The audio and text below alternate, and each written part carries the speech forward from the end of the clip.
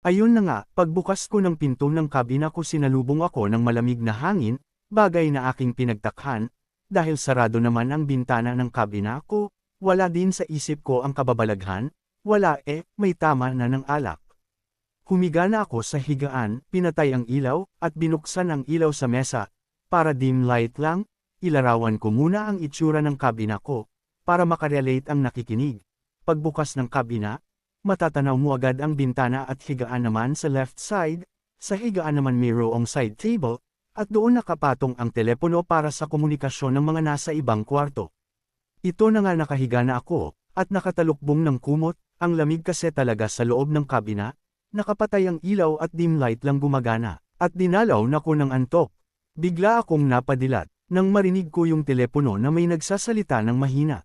Salamat sa tama ng alak malakas ang loob ko, kaya nilakasan ko ang loob ko, dahil baka may